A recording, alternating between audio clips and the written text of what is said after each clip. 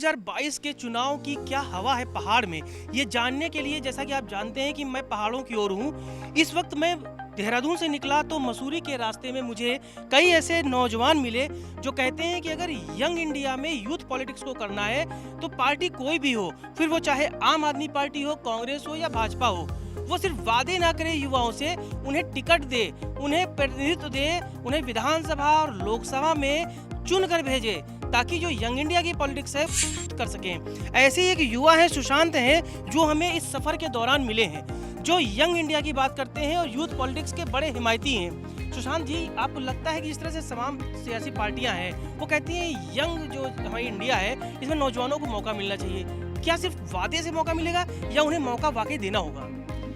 Sir देखिए, आपके 2013 का जब इलेक्शन हुआ आपके सेंट्रल का, मोदी जी ने कहा कि आपके 65% यूथ के साथ इलेक्शंस में जा रहे हैं और कितनी सीटें उन्होंने यूथ को दी पहले तो आप उनको हमें बता दें। और उसके बाद रोजगार कितना मिला? 2 करोड़ रोजगार की बात हुई थी यूथ की, भाई आपके 2 करोड़ रोजगार हर साल देने की बात है ना, कहीं पर धरातल पे नहीं दिखा। तो हमारा कहना यह है कि यूथ को अगर आप जिम्मेदारी देते हैं तो मैं समझता हूँ कहीं ना कहीं यूथ सक्सेसफुल होगा हर अपनी फील्ड में। आज हम स्पोर्ट्स की बात भी कर लें, आज आप देख रहे हैं कि पहले के रिजल्ट से बेहतर हमारे ओलंपिक के रिजल्ट रहे हैं इस बार, ठीक है ना।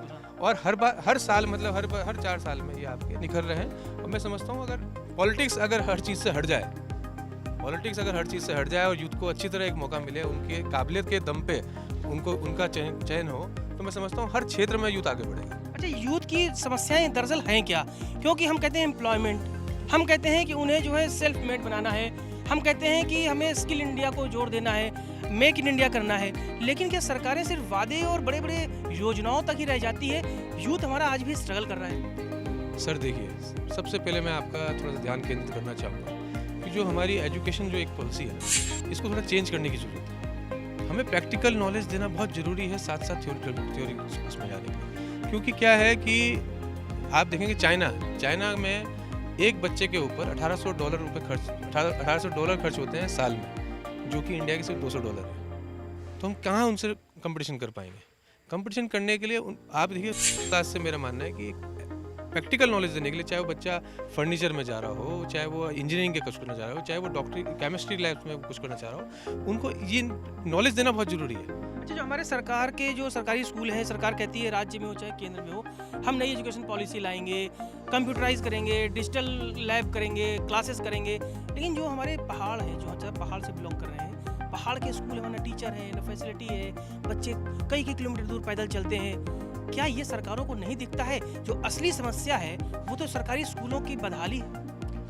सर मैं स्कूलों की बात करूँ तो मेरा अपना एक विचार है कि आज की तारीख में मैं समझता हूँ कि हर गांव में कोई ना कोई शख्स, उसके साथ एक आपकी जो टीचर, कोई एक तो नहीं था लेकिन एक टीचर हमें गांव का हर स्कूल में चयन करना चाहिए, जिसके उसके ऊपर रिस्पॉन्सिबिलिटी रहेगी, नहीं यार मेरा ये अपना गाँव है, और उसको सब जानेंगे, उसको क्वेश्चन भी कर सकेंगे गाँव में कि नहीं भाई ये पढ़ाई आपकी ठीक नहीं हो रही। और उसका एक मैं समझता हूँ जिस आदमी को हम ऐसे कहीं भेजेंगे, अपने गांव के प्रति, पहाड़ी जो हमारा आदमी है वो अपने गांव के प्रति पूरा ईमानदारी से काम करेगा, ये मेरा पूरा मतलब सोचना है। मैं कहता हूँ 100% उतरेगा वो अपने इसमें। क्या लगता है कि उत्तराखंड में जो भी पार्टियां हैं, चाहे आप हो, कांग्रेस हो, भाजपा हो, उन्हें इस बार 2022 के चुनाव में ज़्यादा से ज़्यादा यंग जो कैंडिडेट्स हैं, जो काबिल हैं, जो फील्ड में जो है काम करना चाहते हैं लेकिन मौका नहीं मिल रहा है, उन्हें इस बार मौका मिलना चाहिए? सर बिल्कुल मिलना चाहिए। मैं बार बार आपको बोल रहा हूँ कि यूथ ही, जब सब कुछ ही यूथ ने करना है। आप आज देखिए कि बोलते हैं कि आपके यूथ कैन डू एनीथिंग, मतलब आपके चेंज अगर हम लाना है तो यूथ को लाना है, ठीक है ना। अगर मान लीजिए सफाई अभियान चलाएं तो यूथ को खड़ा करना है। जितने आप बताइए, जितने भी आपके संस्थाएं हैं हमारी उसमें सफाई के कौन है, उसमें यूथ ही तो कर रहे हैं, कौन से बुजुर्ग कर रहे हैं? तो आप सिर्फ इसमें सफाई तक ही क्यों सीमित रख रहे हैं यूथ को? यूथ को आप पढ़ाई में भी करिए, पॉलिटिक्स में भी करिए, हर जगह करिए ना यूथ को आगे। तो हमारा मानना है कि पूरा वो होना चाहिए, ज़्यादा से ज़्यादा सीटें यूथ को देनी चाहिए हर पार्टी को, जिससे कि यूथ प्रतिनिधित्व कर सके अपने क्षेत्रों का और उस क्षेत्र को आगे बढ़ा सके।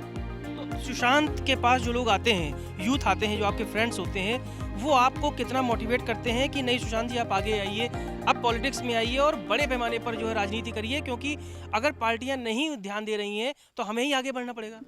और यहाँ का जितना भी युवा है, सिर्फ यहीं का नहीं, आसपास के जितने भी गाँव के जो हमारे युवा हैं, वो सब लोग हमारे पास आते हैं और कहीं ना जब जो उनकी समस्याएं होती हैं और कहीं ना कहीं ऊपर वाले के आशीर्वाद से उसने हमें सामर्थ्य दे रखा है कि हम उनकी समस्याओं को अपनी तरफ से पूरी कोशिश करते हैं कि उनकी समस्याएं खत्म हो जाए और ख़त्म करते भी हैं। तो एक आत्म का विश्वास तो बनता है। तो आज मान लीजिए अगर हम जिस फील्ड में आए, हमने कहा हम पॉलिटिक्स में हमने अपनी फील्ड चुनी है, पॉलिटिक्स में हम आगे बढ़ना चाह रहे हैं, तो लेकिन हमें काम भी फिर करना पड़ेगा धरातल पे। धरातल का मतलब मैं आपको समझाता हूँ, रिजल्ट ओरिएंटेड होना पड़ेगा। रिजल्ट ये नहीं कि हम जीते हैं वो रिजल्ट है, जीत रिजल्ट नहीं है, जनता की संतुष्टि रिजल्ट है। ठीक है, जीत से ये मतलब नहीं कि हम जीत ही जाएं। हमें ये होना चाहिए कि जो हमारी जनता है उसके 100% मतलब हो सकता है कि हम उसका काम फिर हर बार नहीं कर पाएंगे, लेकिन हमें अपना 100% उसके काम पे लगाना है। वो हमारी जिस तरह से भाजपा ने एक नए विधायक को मुख्यमंत्री बना दिया, केजरीवाल ने कहा कि हम भी युवाओं को मौका देंगे। आपको लगता है कि आने वाले 2022 के चुनाव में उत्तराखंड में बड़ा दिलचस्प जो है घटनाक्रम होगा, चौंकाने वाले नतीजे होंगे? सर बिल्कुल होंगे। जिस तरीके से मैं देख रहा हूँ कि अभी आपने देखा उत्तराखंड नंबर 1 बेरोजगारी में चल रहा है, ठीक है ना। अभी आपने देखा 4 धाम यात्रा इन्होंने कितनी लेट स्टार्ट करी, वैसे ही रोजगार नहीं है। कोविड से आदमी पहले ही मरा हुआ था, इन्होंने और ज़्यादा मार दिया। अच्छा, आखिर में मैं चलते चलते सुशांत जी आपसे ये जानना चाहूँगा कि जो युवाओं की जो समस्या है, खास करके उत्तराखंड में जब हम पहाड़ों में जाते हैं तो वो कहते हैं कि जो यहाँ पर भ्रष्टाचार है वो सबसे बड़ी समस्या है। सड़कों के लिए पैसे आते हैं पहाड़ पे, बिजली पानी के लिए आते हैं, पहुँच नहीं पाते, जेब में चले जाते हैं। करप्शन स्टेट का सबसे बड़ा मसला है क्या? सर बिल्कुल है। आपके जीरो टॉलरेंस इन्होंने बोला था हमारे त्रिवेंद्र सिंह रावत जी ने। आप मुझे बताइए कहाँ पर दिखा आपको? 5 साल हो गए, हमें तो दिखा नहीं सर। इतने लोग परेशान हैं, आपके वहाँ पर लाठीचार्ज हुआ, आपको पता है, आप पौड़ी जिले में है ना, सबके सामने, वो छुपा हुआ नहीं है किसी से। तो ये तो जो भी मतलब आवाज़ उठाना चाहेगा। एक बच्ची का वीडियो था, एक रोड बन रही थी, उसमें आपने देखा कितना इन्होंने माल कैसा था, वो आप बताइए। वो जांच बैठी, कहाँ है वो जांच? उसका रिजल्ट कहाँ है? आप मुझे बताइए। कहीं पर कुछ नहीं है। जीरो टॉलरेंस का तो इनका सिर्फ एक ये नारा है, बाकी कुछ नहीं होना चाहिए। करप्शन वैसे का वैसे ही है हर विभाग में। और हकीकत में बोले तो ग्रामीण परेशान है, दूर दराज का ग्रामीण है जहाँ पर सड़कें अभी तक नहीं पहुँच पाई है, वो परेशान है। और हमारा कर्तव्य है, सरकार का कर्तव्य है कि उन तक सारी सुविधाएं पहुँचें जो भी आज आम आदमी को मिल रही हैं, आम जन को मिल रही है। हमसे बात करने के लिए बहुत बहुत शुक्रिया। देखिए दोस्तों, जब आप पहाड़ पे चलते हैं ना, तो पहाड़ की क्या समस्या है ये पहाड़ की राजनीति करने वाले लोग अच्छी तरीके से जानते हैं। सिर्फ देहरादून या आसपास के मैदानी जिलों में रहकर आप उत्तराखंड को माप नहीं सकते, वहाँ की जो समस्याएं हैं उनको आप समझ नहीं सकते। हम जब सुशांत से मिले तो उन्होंने कहा कि जो करप्शन है वो आज भी पहाड़ों में बदस्तूर उसी रफ्तार से चल रहा है जिस रफ्तार से बेरोजगारी। तो क्या आने वाले 2022 के चुनाव में वो फिर चाहे कांग्रेस हो, भाजपा हो या केजरीवाल की आप हो, क्या वो युवाओं पर दांव खेलेगी? क्योंकि युवा जो पढ़े लिखे हैं, शिक्षित हैं और जो समाज में कुछ करना चाहते हैं सुशांत जैसा, उन्हें मौका देगी। देखना होगा कि 2022 का जब चुनाव होगा और टिकट के बंटवारे में लिस्ट बनेगी तो सुशांत जैसे कितने चेहरों को ये पार्टियां मौका देंगी। क्योंकि अगर बदलाव करना है तो सिर्फ जुमलों से बदलाव नहीं होगा, आपको जमीन पर वो बदलाव करके दिखाना होगा। साथ ही सुहेल सैफी के साथ Ashish Tiwari, TV news virus, Mussoorie.